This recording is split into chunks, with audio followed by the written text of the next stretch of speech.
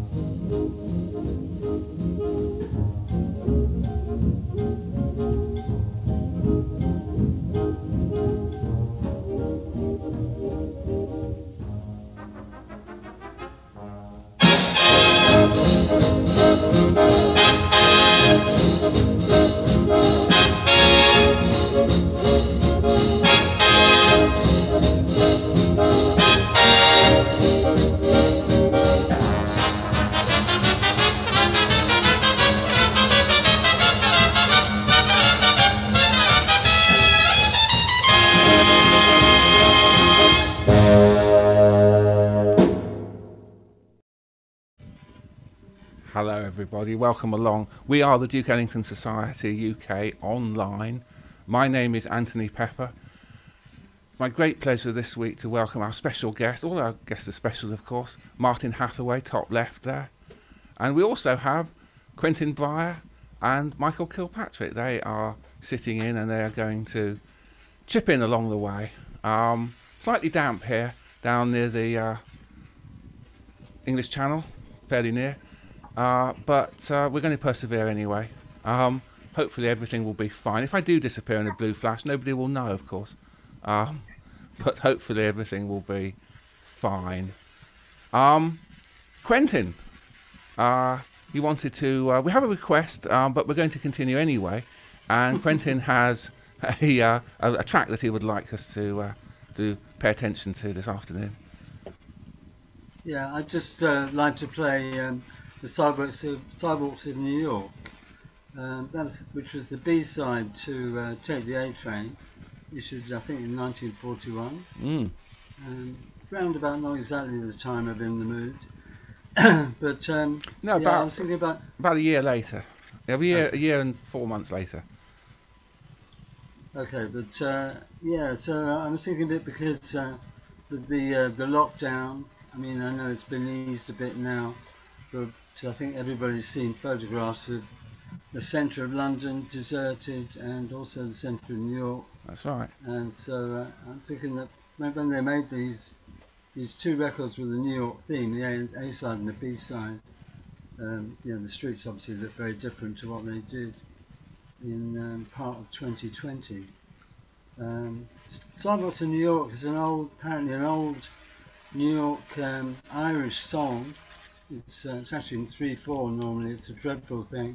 You hear the original sort of. It was written in the late 19th century, sort of music hall type. It's a drunken sort of sing-along song. Sure. And the esteemed musician and musicologist Gunther Schuller said it was material unworthy of Ellington. No. However, Eddie Lambert, who's the sort of high priest of this parish, I suppose, he called it a masterpiece. It's in 4/4. We'll be delighted to hear, of course. And I love it, not least because it swings like the Clappers. It always makes me think of Dave Green, who's a terrific fan of Jimmy Blanton, and it's one of the best records you can hear for Blanton. It's quite a simple chord sequence. He just drives the band along. And also it's one of those tunes that has a chorus of Tricky Sam Nanton, effectively just playing the tune, which is my favourite. It's one of my favourite things in all of Ellington's. There's quite a lot of numbers where there's a chorus of Tricky Sam just playing the tune. I love it. Behind him, incidentally, is some quite fancy saxophone work, sort of almost in that Hodges Bechet thing, you know, that the up and down the chords stuff that they did. And we're going to play the studio recording, Cross fingers. right at the end of 1940. Same session actually they recorded Flamingo, which is a big hit. But there is a version as well from Fargo from a month or so earlier, which is longer, and they play the chorus with Tricky Sam is played twice. I reckon probably because the saxophones, Ellington wanted the saxophones to have another go at the backing.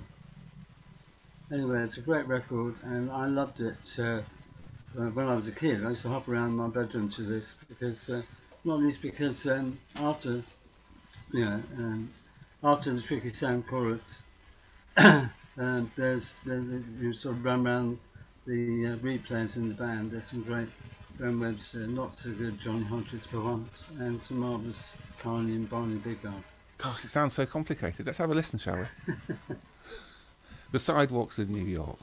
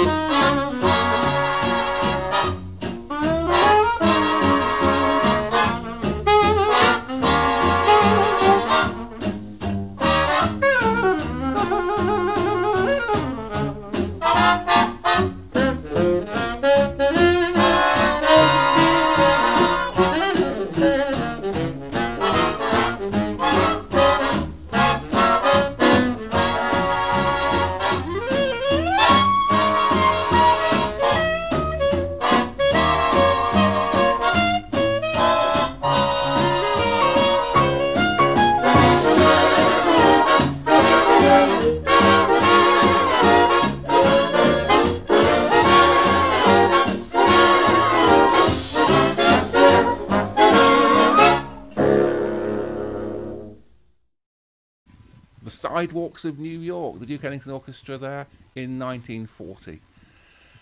Martin, hello there. Great to have you here.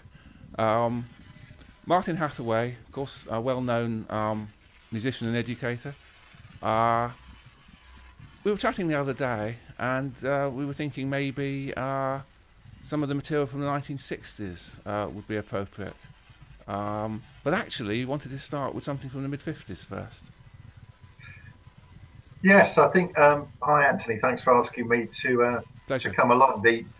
Actually, when Anthony asked me to get thinking about this, I thought to myself, well, let's listen to some Ellington that perhaps people don't know very well, and also let's get listening to some Ellington with some interesting arrangements of other people's tunes, of which there are quite an interesting variety, as we're going to see today. And yeah, this first one comes from an Ellington album called Ellington 55, and it's an arrangement of In the Mood.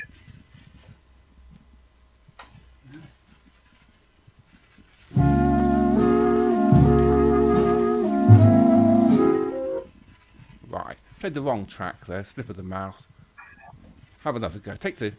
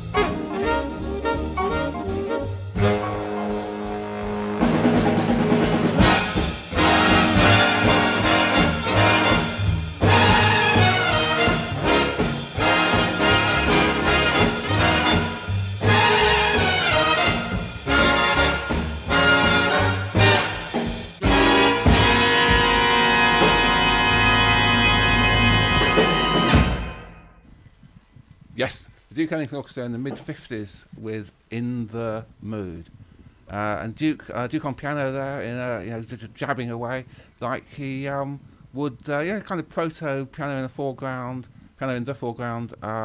Money Jungle way at the start there. And then who was the who we were deciding? We were listening to the record and trying to decide who were the soloists. So Clark Terry.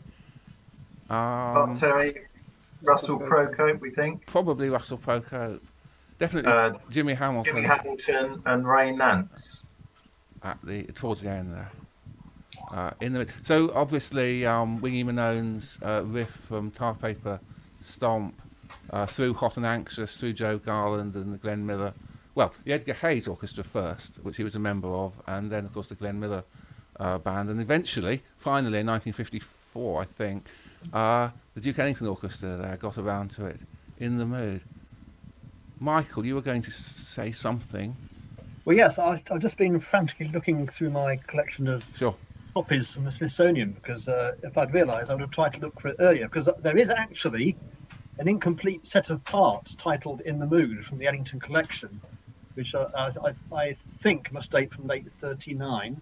But I'm afraid I can't find them, and it's not a complete version, so the actual melody wasn't very obvious anywhere. Right. And I'm sorry I couldn't find it in time. So it's rather odd that it took 15 years for Ellington eventually to get round to recording something so seminal, as it were. Well, so we're about to move into the reprise era, but that album kind of is it's a pre-echo of things that would be done by the band in 62, 63, when they actually recorded a whole lot, I think 24, well, nearly, theme songs or pieces particularly associated with various big bands or larger ensembles anyway.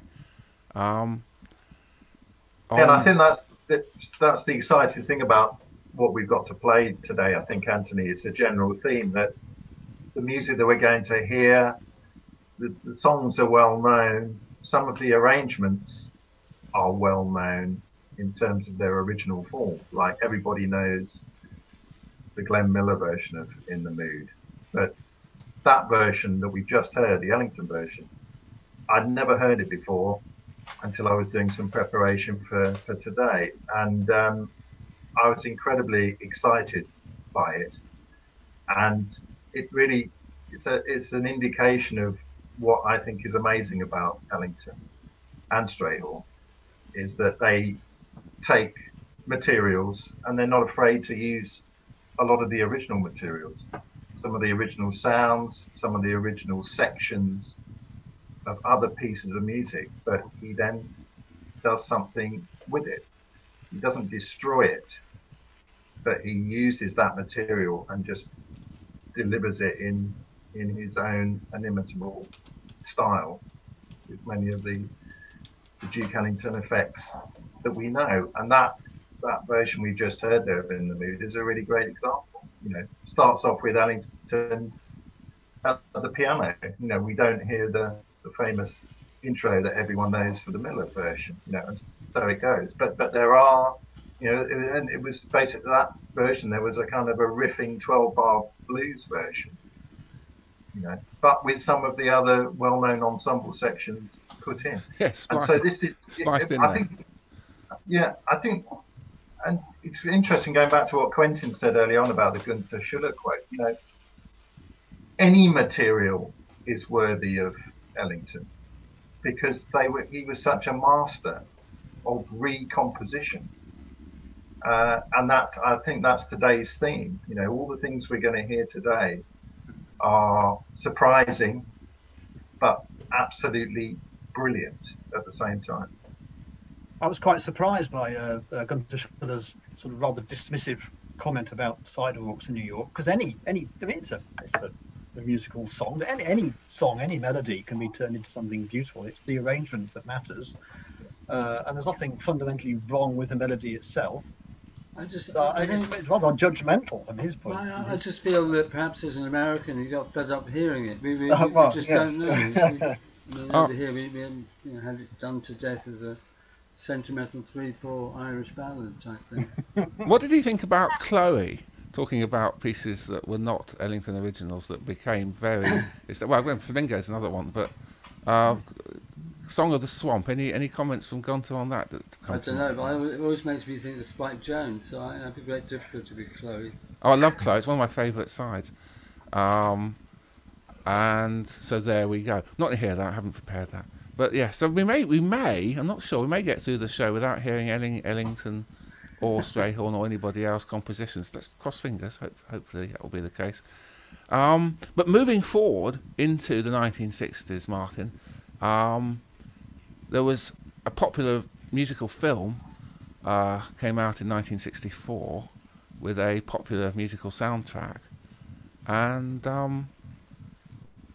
Duke Ellington had a go. Well, Duke Ellington and Billy Strayhorn. It's Mary Poppins. Cool blimey. Cool blimey, mate.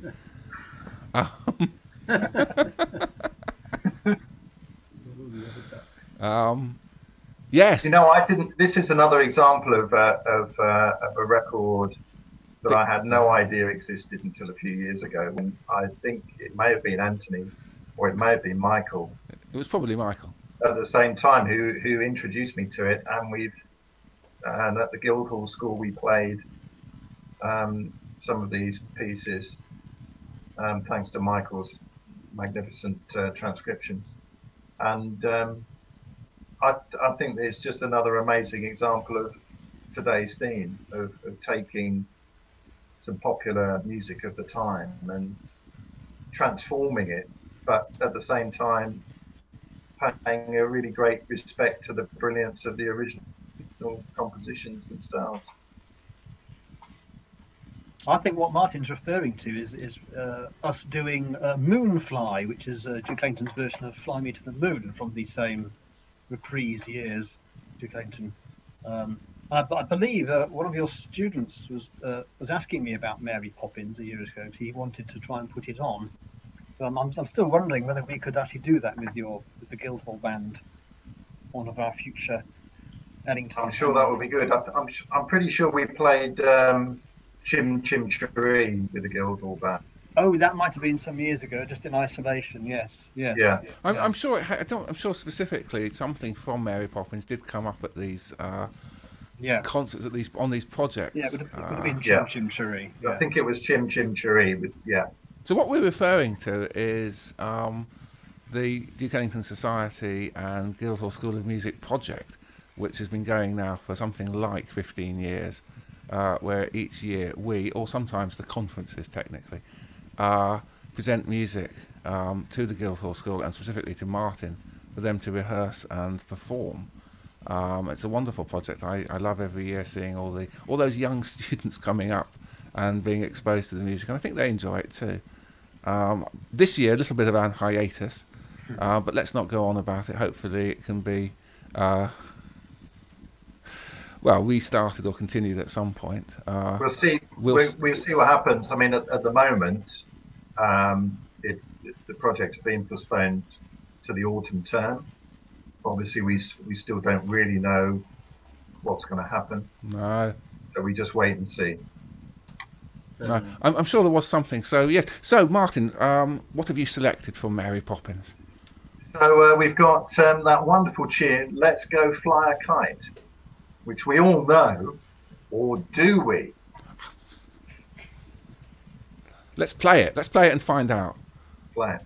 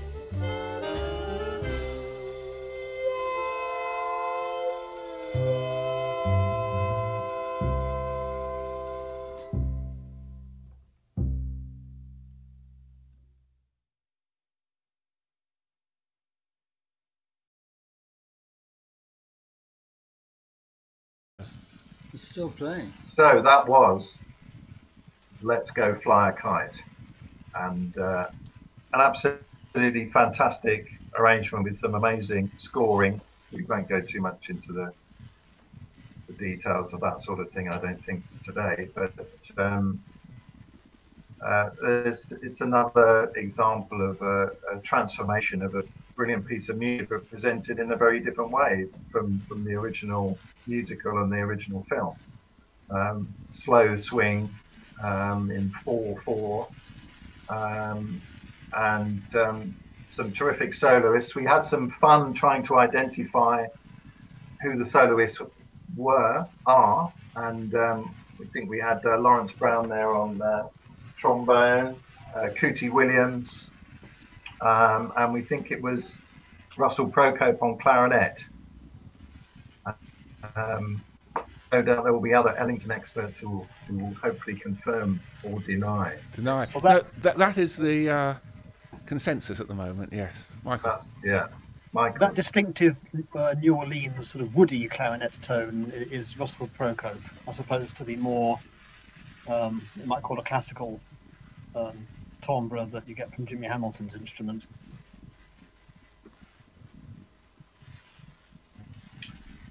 So, and Michael, have you got any other interesting things to tell us about that track? It's interesting because when I was on the podcast a month or so ago, I was just mentioning that I'd been to DC again just before the lockdown, and I went to the Library of Congress to look at the Billy Strayhorn collection. So I had a very frantic 3 days going through all that, and of course, since most of the Mary Poppins is arranged by Strayhorn, there's a pretty much complete set of scores. So I've taken copies of that. Because as you know, I transcribed Chim Chim Cheree, and we did it many years ago.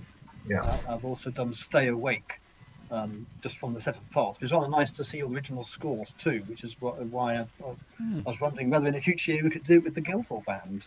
An interesting project in its own right. Absolutely. Yeah, that would be a really exciting thing to do, I think. And it's interesting, isn't it?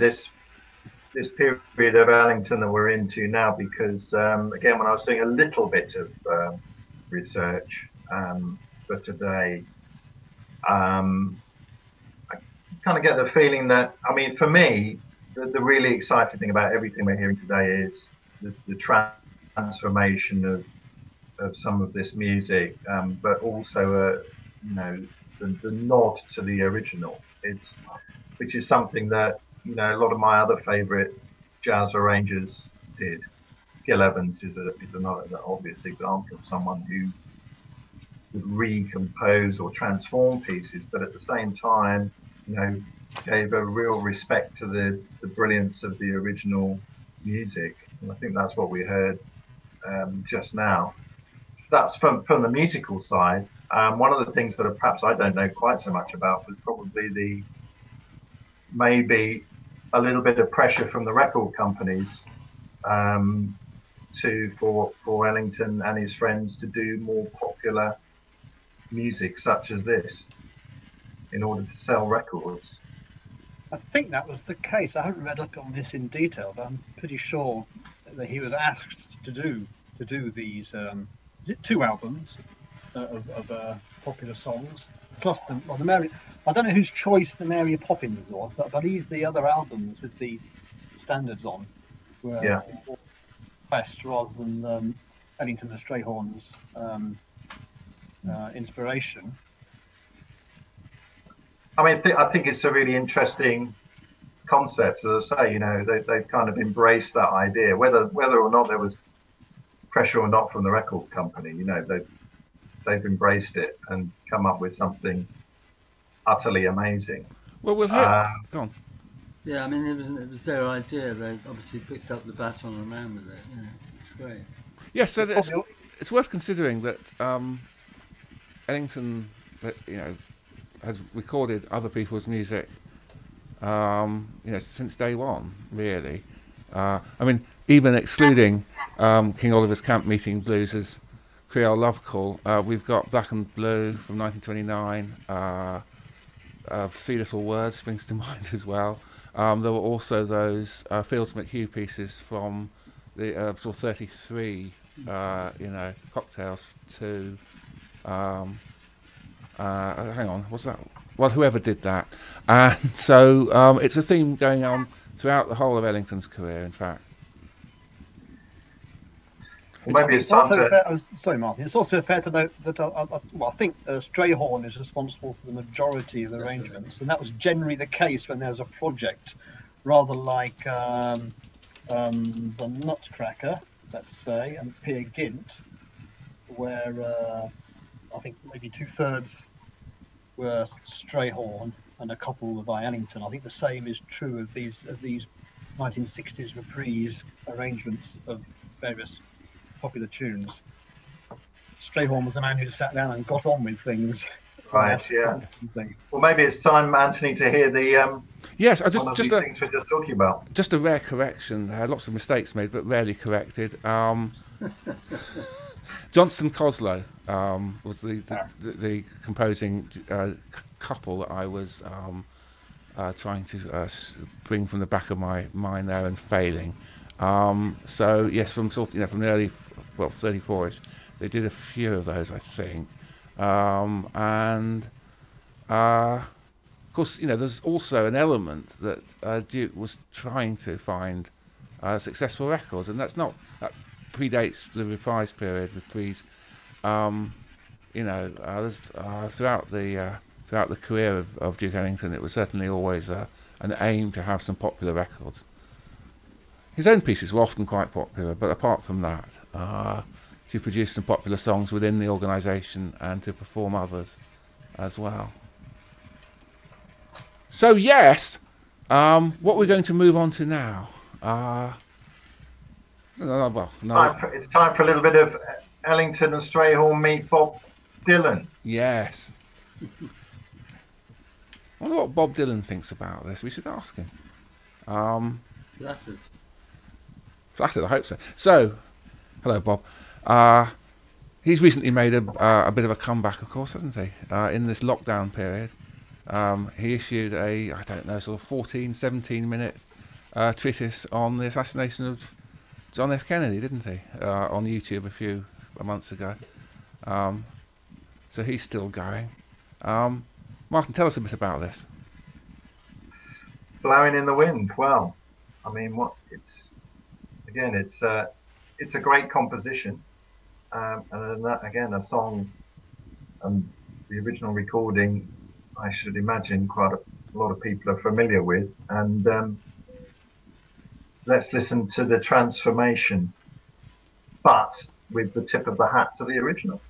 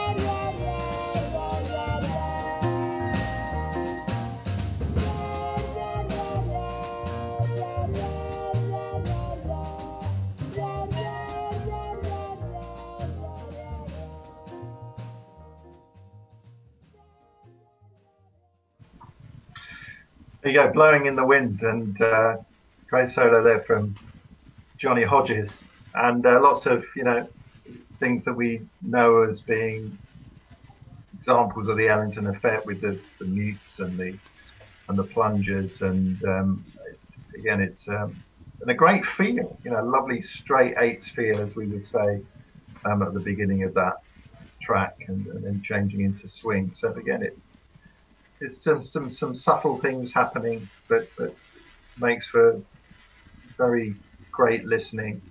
Really lovely piece of transformation again.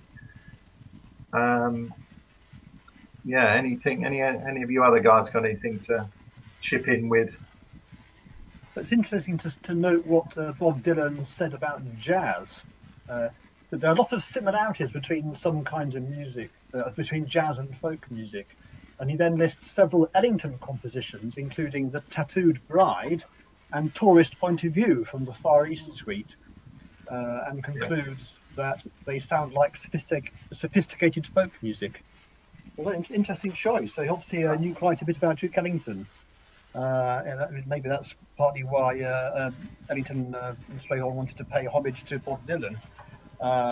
It's interesting that he uses what you call the pep section, the 3 muted brass, the plungers, in what they used to call vocalese, the ya sound, to replace the voice. So in fact, for a vocal number, we do have 3 instruments actually singing the tune. Most appropriate.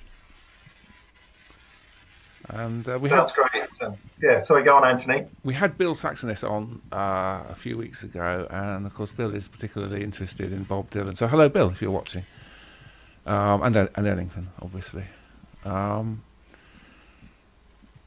gosh, I'm not overly familiar with these tracks, although I have certainly listened to them all at some point. Well, that's all part of the fun. I mean, I wasn't either. Some of them I've heard, and some of them were. It's terrifically helpful that, apart from obviously the odd LP that we might be able to find, I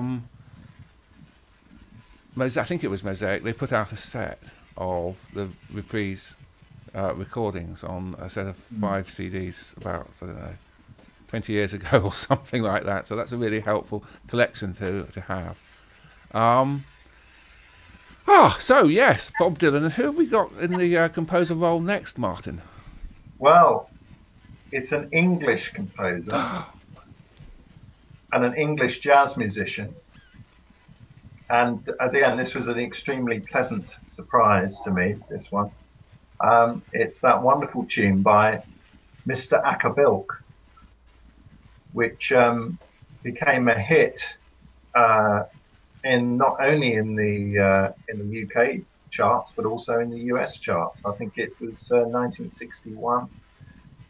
And the melody we are referring to is, of course, Stranger on the Shore, which was originally titled Jenny for Akabilk's daughter. And it was then used as a theme song for BBC television, I believe, a program called Stranger on the Shore. And then someone else wrote some lyrics for Stranger on the Shore, the version that I don't know, but I'm sure that people will be furiously looking up on the internet to find out. I'll let other people do that, but yes. Yeah.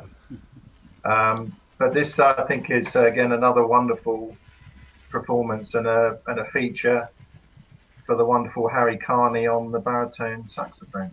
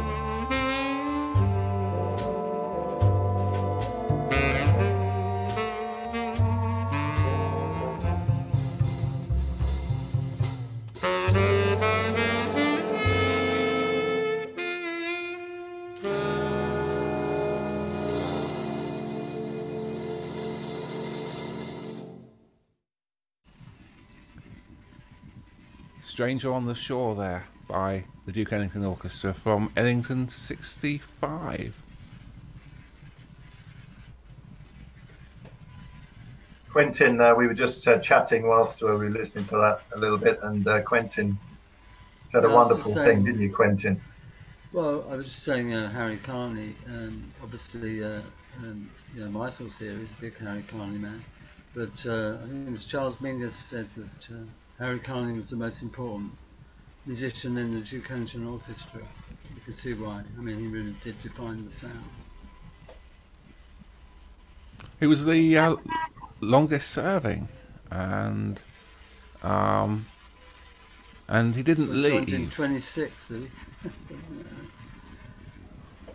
Well, he wasn't. That's quite a long gig. He wasn't one of the original people like Sonny Greer or Arthur Hardwick, though. 27, possibly.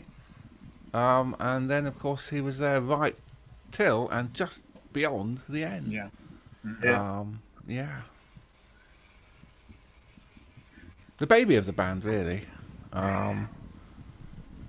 Early on. So. Well, that's another, and that arrangement, of course, is another great example of the transformation. Feature for baritone saxophone, with some lovely big ensemble passages, and a mini concerto, and another masterpiece. And now we're moving on to the world of the Fab Four meets Duke and Strayhorn, and again, it's another example of obviously in the 1960s, that well-known pop group, the Beatles, became quite famous. And it seems to me that you either, as far as it being a jazz musician was concerned, you either embraced it or you dismissed it. And I'm delighted that so many musicians, of course, did embrace the world of pop music in the 60s and the music of the Beatles. There's lots of examples, of course, of jazz musicians and other musicians, perhaps not normally associated with pop so much, doing the music of the Beatles. The great version of Ella Fitzgerald I can think of singing "Can't Buy Me Love." But I think also for some jazz musicians, and I've obviously spoken to some jazz musicians who were around in the 60s, people that I've worked with who didn't really like the influence of pop music quite so much. One example was my very dear friend and colleague Michael Garrick, and I remember it came up on one of Mike's courses. We were talking about the 60s, and I believe Mike said that the Beatles ruined the careers of many jazz musicians, or something along those lines. And we dismissed the music of the Beatles as being simple. Oh dear. Well, of which many people in the room strongly objected, as you could imagine. But in some ways, you could also see perhaps where Mike was coming from. Well, it's kind of true to an extent that, lots of, it was a very disruptive music, clearly. But it's in a continuum, again that word, of popular music. There's a bit of a schism between the popular music of pre-rock and roll, if you like, and rock and roll and post rock and roll, isn't there? So, people will obviously quite often in jazz embrace the popular music. You talk about the Great American Songbook, that's all popular music, and then of course this isn't American, but when it comes to the all of the rock people, there's certainly a little bit of unhappiness there. A tinge of it can be seen sometimes. And it's a little unfortunate, but no, I agree. I personally, I love the Beatles. Again, there's always this slight distinction between composing and songwriting, perhaps. But no, I mean the Beatles are fantastic, and the music is just marvelous. Many of the best songs,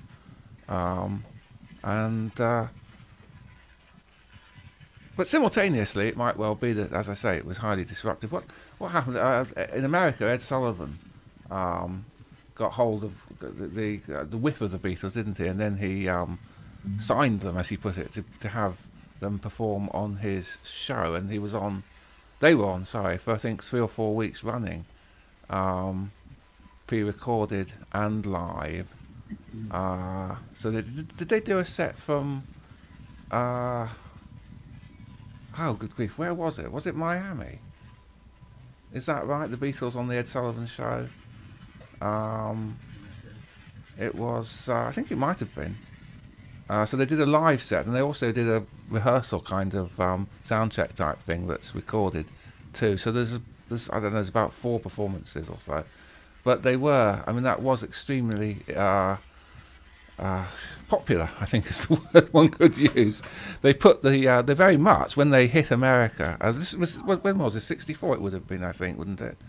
Ish. We might have to issue a correction to that. Just before that. 63, I think. It possibly, yes. I'm so sorry. But yes, it certainly was. It put the popular back into popular music there for a while. But have you seen Duke Ellington on the Ed Sullivan Show doing the Beatles medley? Yes, I have seen that. That's a curious thing. I don't remember seeing that. I'd better look that one up. It's on YouTube. You just look for Duke Ellington plays the Beatles, and they are. Just look for, yes. It's quite bizarre in a way, because they're wearing the most exaggerated floral suits with enormous cuffs that would make Lawrence Owen die of envy, and they're playing a medley of She Loves You, All My Loving, Eleanor Rigby, She's Leaving Home, Norwegian Wood, and Ticket to Ride. I'll look that up. As you know, Duke Ellington did record a full version of All My Loving, but I suspect the bits the melody might have, medley might have come from some stock arrangements by somebody else. But it's worth looking up and marvelling at the the decor and the suits. Yeah. It's also just worth throwing in there that, of course, Count Basie Band did a couple of Beatles albums. Yes. In the 60s, which are really great as well. Lovely records. But we should probably have a listen to that well-known track, I Want to Hold Your Hand, which I think was the first Beatles single that I heard, and because it was in my mum and dad's record collection on 45 RPM. 45s, eh? I think she still has somewhere at home.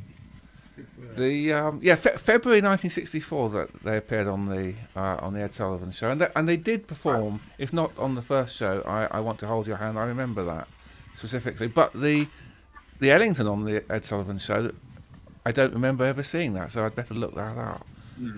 But anyway, here's the studio record of the Duke Ellington Orchestra playing I Want to Hold Your Hand.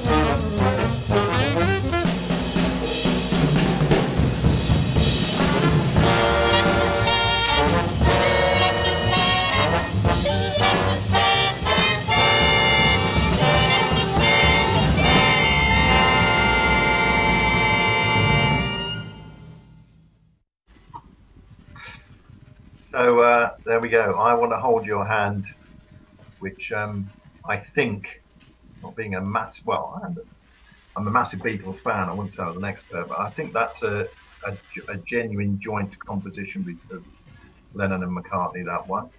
I Want to Hold Your Hand. And that version, I think we heard Lawrence Brown on trombone and Johnny Hodges on the alto saxophone.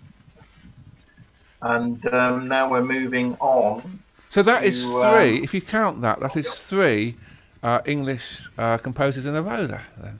Yes. Excellent news. Yeah. But the run comes to an end now. We had a hat trick, and who wrote Moon River then? Spoiler. Mancini. Yeah. That's Mancini, isn't it? Yeah. Yes, that makes sense. Yes, I think that's right. Yeah. So of course this is a very famous Moon River, comes from the film Breakfast at Tiffany's, Audrey Hepburn singing, and George Pepper in that film. And I believe that Mancini wrote this melody. The melody is quite simple. It has a range, a very relatively small range of a ninth, which is pretty small. And this was deliberately for Audrey Hepburn to sing, as she wasn't necessarily an experienced singer. And of course, he came up with one of the great melodies of the 20th century.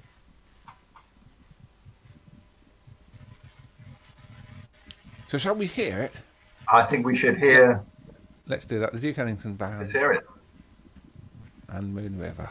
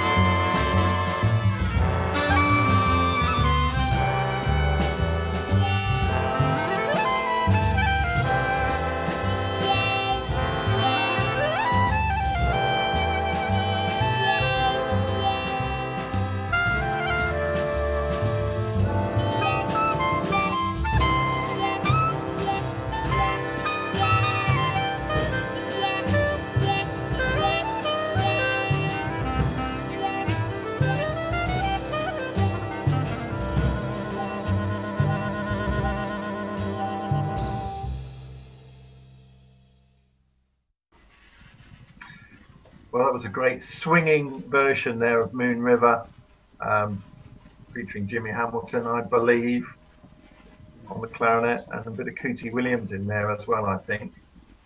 And now we're moving on to an extraordinary straight horn arrangement. Is that That's correct, isn't it, Michael and Quentin? Of George Gershwin's Rhapsody in Blue. That's right. That's by Billy Strayhorn. So these come from Ellington 66. Is that? Yes, that's right. No, we've moved on, haven't we? This is, we've gone back in time. That's right.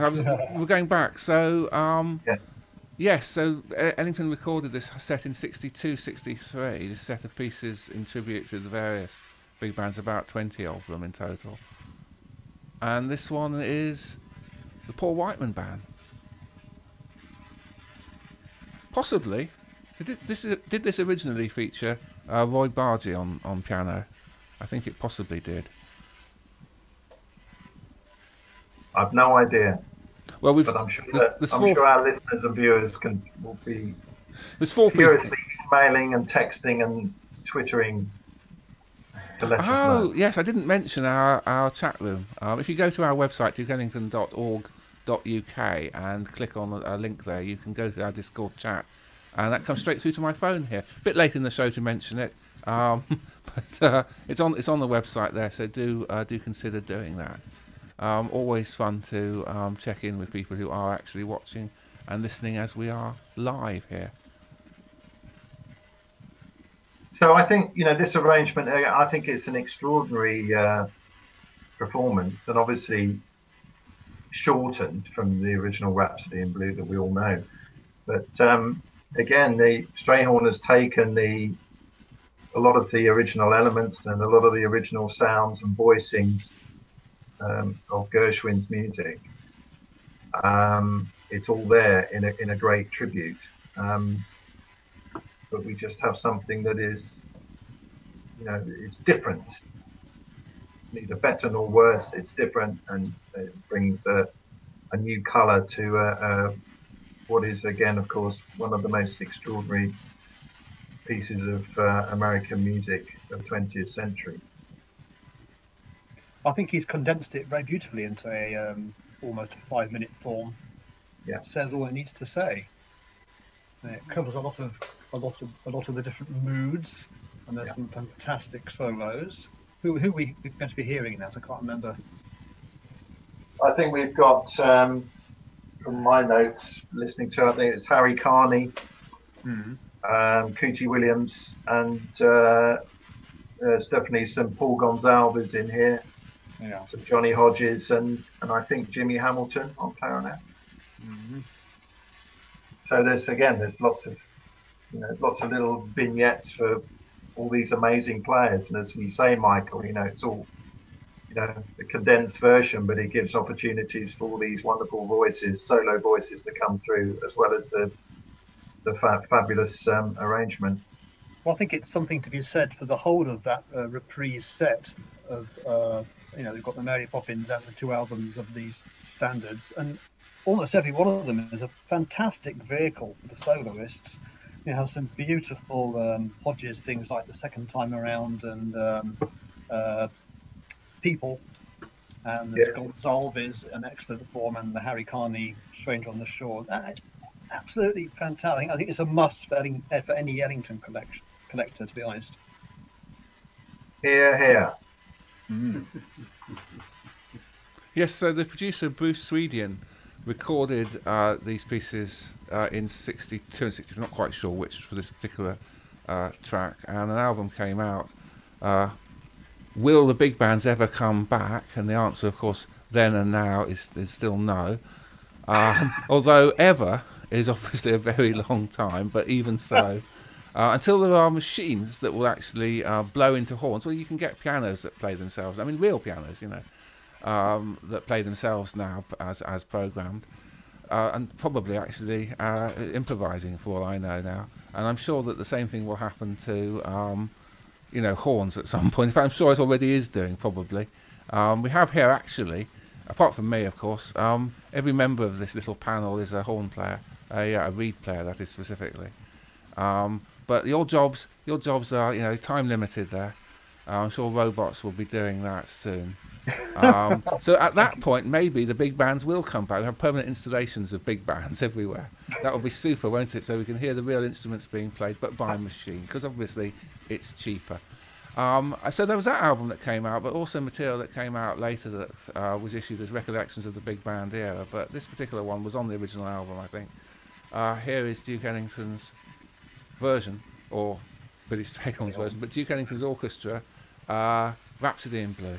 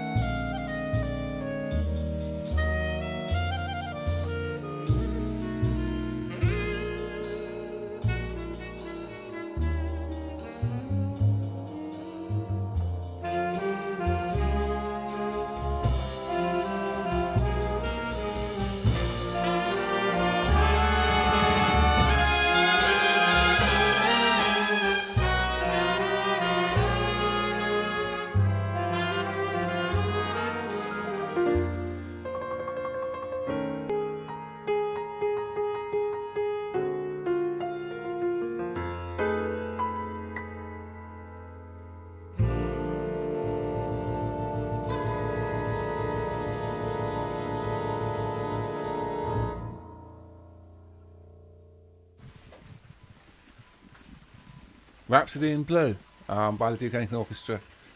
On Sunday it will be Paul Gonsalves's 100th birthday, and next week we're going to celebrate that with Ian Bradley. So do come and listen to and look at us doing that next Wednesday. Hopefully Frank Griffith will be back for that as well.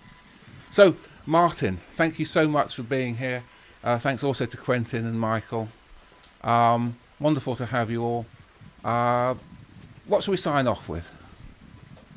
Paul Gonsalves. Paul Gonsalves. It's got to be a bit of Paul Gonsalves, and it's got to be that wonderful tune that we all know and love, from Mary Poppins, Supercalifragilisticexpialidocious. Yes. Come on. You'll see us, or at least some of us. Well, I'll be here anyway. Hopefully, next Wednesday, same place, same time. All the best. Supercalifragilisticexpialidocious.